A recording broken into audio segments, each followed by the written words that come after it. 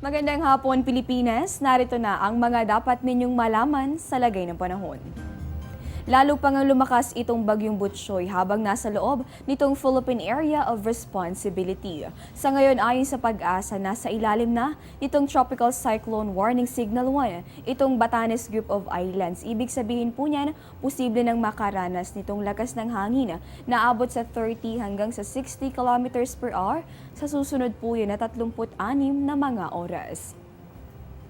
At kaninang alauna nga ng hapon, huling namataan itong nasabing bagyo, yan po ay sa layong 750 kilometers. Silangan po yan nitong Calayan Island dito sa may probinsya nitong Cagayan. Taglay po nito ang lakas ng hangin umaabot sa 195 kilometers per hour at bugsong papalo naman sa 230 kilometers bawat oras. Inaasahan natin itong patuloy na pagkilos niyan, yan po ay sa direksyong northwest sa bilis naman na 30 kilometro bawat oras. Kung babalikan natin yung track ng nasabing bagyo, matatandaang kahapon lamang ito pumasok dito sa ating boundary. At ayon sa Pag-asa, kung hindi magbabago itong taglay niyang bilis at direksyon, inaasahang bukas o kaya naman ay sa araw ng Biyernes, mananatili po yan dito sa may bahagi nitong Batanes Group of Islands. At posible na rin po yung lumabas dito sa Philippine boundary pagsapit po yan nitong araw ng Sabado hanggang sa Linggo, patungo po yan sa direksyon ng Taiwan. At samantala, inaasahan naman natin itong moderate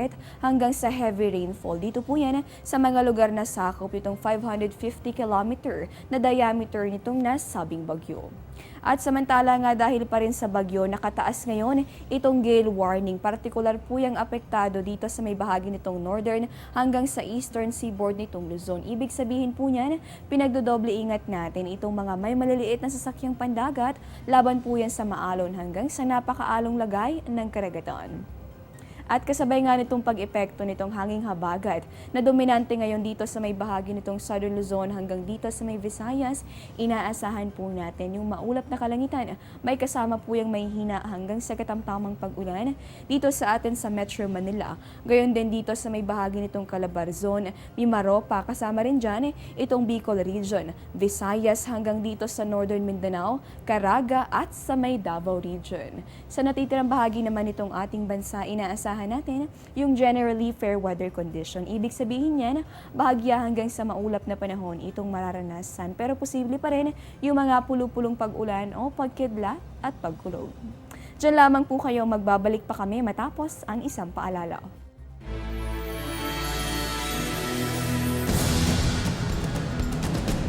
Mga dapat tandaan kapag nagmamaneho sa ulan. Bagalan ang takbo ng sasakyan dahil madulas ang kalsada na maaaring magdulot ng aksidente.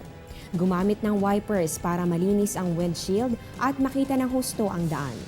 Buksan ang headlights para madaling makita ang sasakyan, lalo na kung makapal ang buhos ng ulan. Gamitin lang ang hazard lights sa oras ng emergency. Iwasan ang mga bahaing lugar at kung hindi kayang ipagpatuloy ang biyahe, gumarahe sa ligtas na lugar.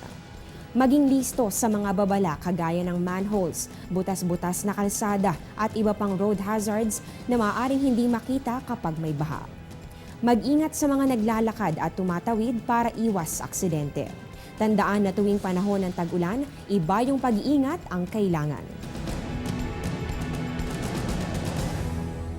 At dahil nga isang bagyo itong nasa loob ng Philippine Area of Responsibility at dominante pa rin itong hanging habagat, silipin natin ang epekto nito sa ating mga temperatura.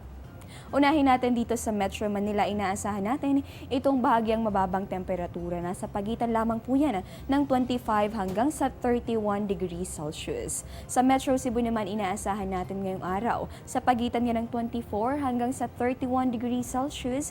At kung kayo naman ay nakasubaybay sa atin all the way from Metro Davao, inaasahan natin yan bahagyang mas mataas lamang sa 26 hanggang sa 33 degrees Celsius na agwat ng temperatura. At yan po muna ang latest mula rito sa Pag-asa DOST. Ito po ang Panahon TV kung saan walang pinipiling panahon ang pagbibigay impormasyon. Ako po si Desiree Jonio. Magandang hapon po sa inyong lahat.